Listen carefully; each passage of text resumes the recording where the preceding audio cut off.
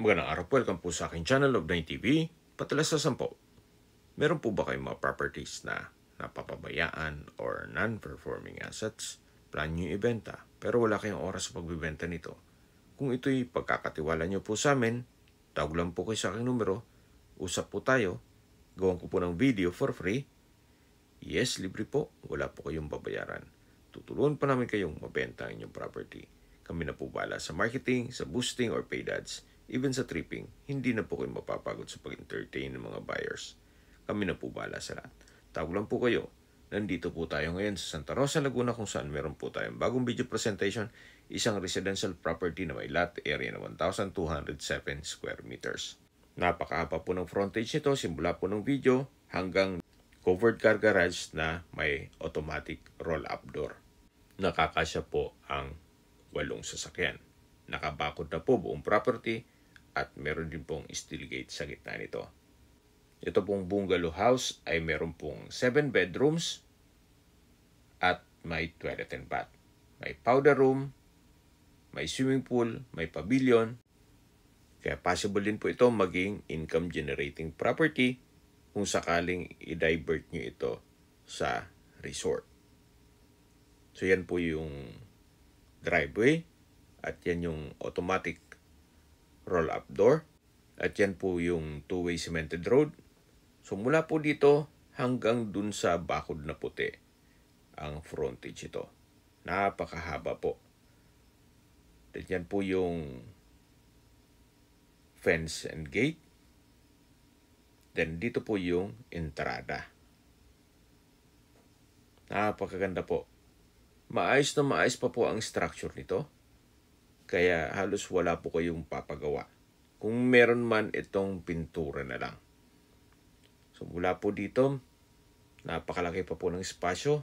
Kung sakaling maglagay kayo ng garden. Lahat pong glass windows ay may security grill. Even po dito sa entrada, yan po yung main door. At dito naman po, malaki din ang espasyo. Ito po yung daan naman papunta dito sa swimming pool. At sa dulo po yung pavilion. Sa ngayon po, wala kasing gumagamit kaya wala po itong tubig. Ang kulang lang po dito ay konting linis. Gawa ng maayos pa naman ito.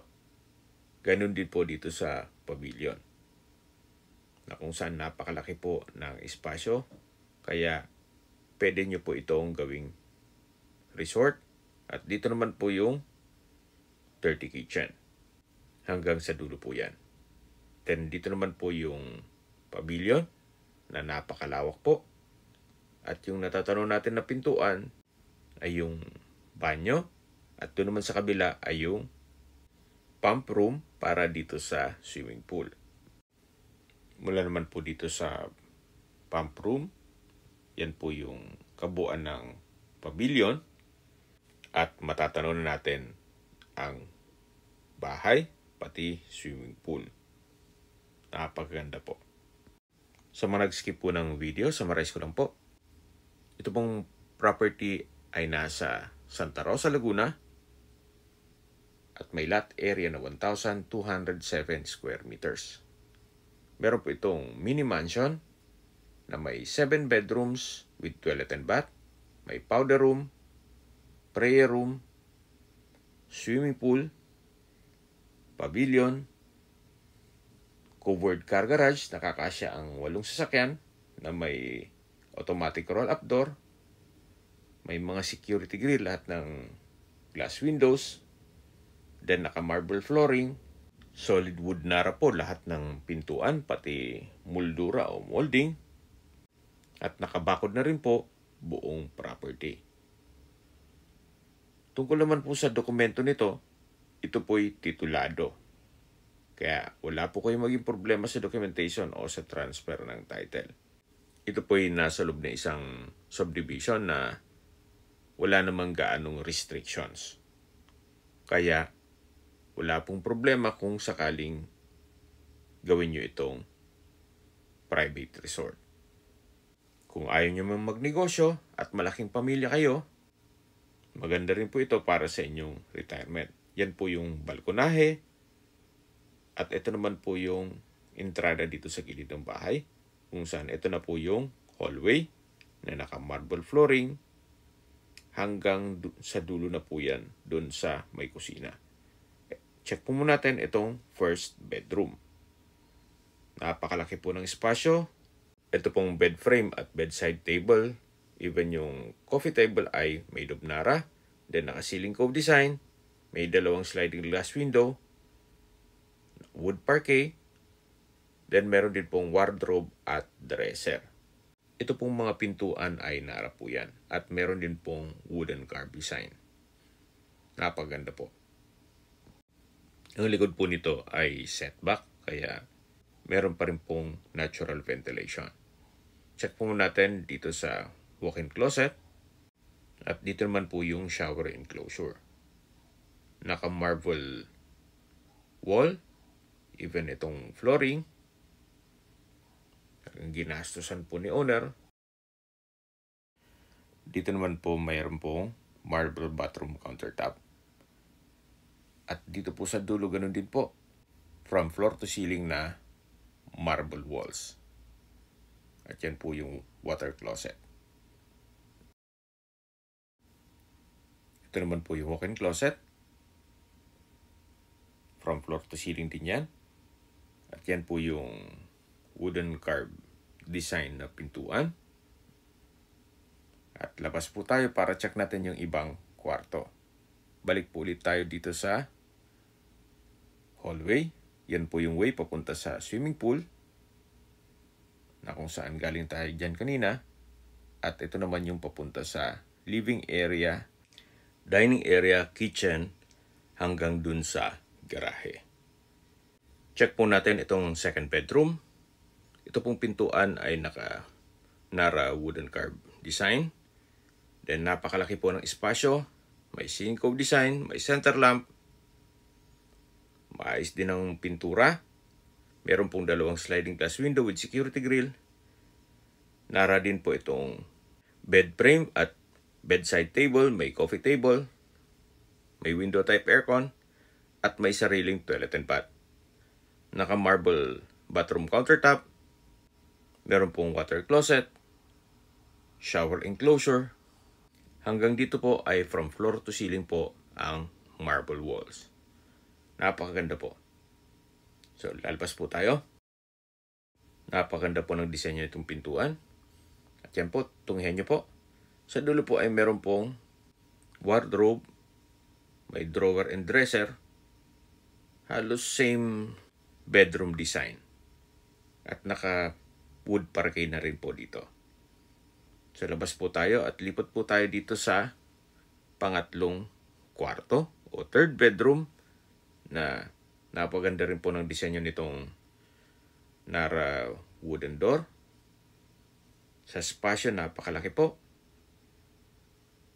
Maayos ang pintura ng ceiling at wall. Then, meron pong sliding glass window with security grill. Made of Nara din itong bed frame, then bedside table, even itong coffee table. Meron ding wardrobe, then drawer and dresser. Ito pong flooring ay wood parquet na rin. Ito pong wardrobe ay maayos din po. Wala po kayong ipapagawa dito. Meron din po itong sariling toilet and bath. So, ganun din po. Ito pong countertop ay marble. Even itong mga walls, may water closet, shower enclosure, at may shower. Kahit po sabihin nating luma na ang marble, pero mas matagal naman po yan kesa sa mga tiles ngayon. Pero depende pa rin yan sa inyo pag na-acquire nyo ito kung gusto nyo papakbak at palitan ng tiles.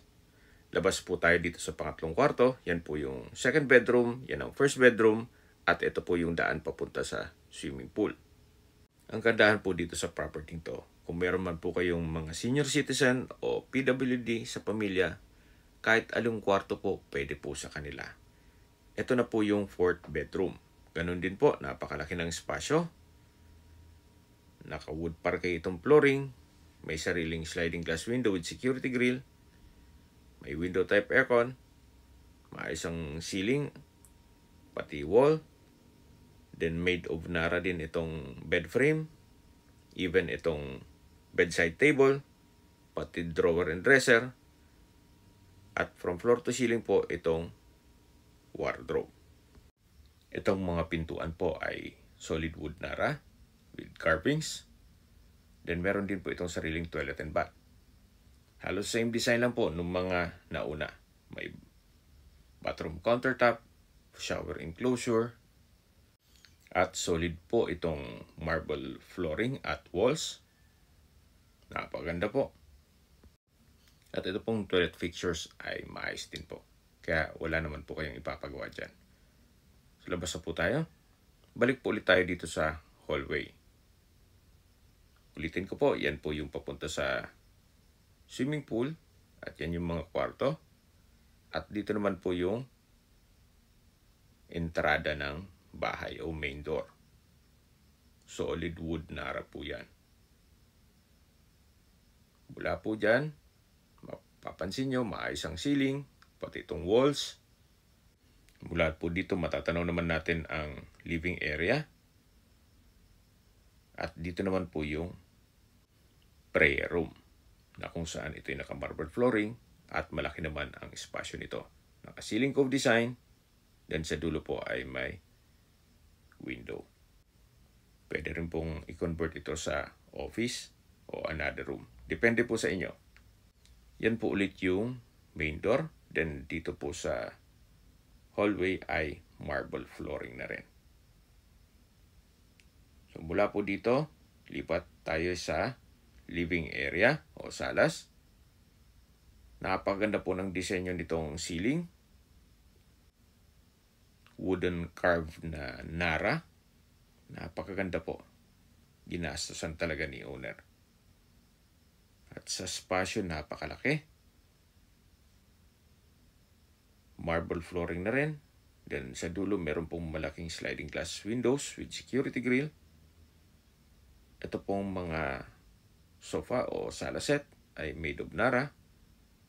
At dito naman po yung pang-limang kwarto o fifth bedroom. Naka-wooden carved design itong wooden door. Then sa spasyo, malaki din po. So, ganun din po.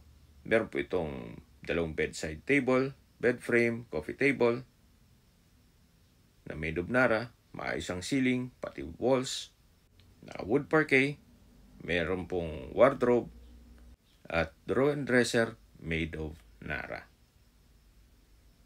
So, labas po ulit tayo para ma-check natin ibang parte nitong bahay. Nandito po ulit tayo sa living area. Napakalaki po ng espasyo. Meron po ditong chandelier at napaganda pong pagmasdan nitong wooden carved design na ceiling. Lipat na po tayo dito sa dining area. Napakalaki din po ng espasyo nito. At sa dulo po meron pong aluminum glass door na papunta yan sa service area. Meron po itong dining set made of Nara. Meron din po ditong breakfast nook. Naka-marble countertop. At ito po yung tinutukoy ko na service area kung saan kailangan po ng retouch. Pero sa structure, maayos na maayos pa po. Hanggang sa dulo na po yan papunta sa swimming pool.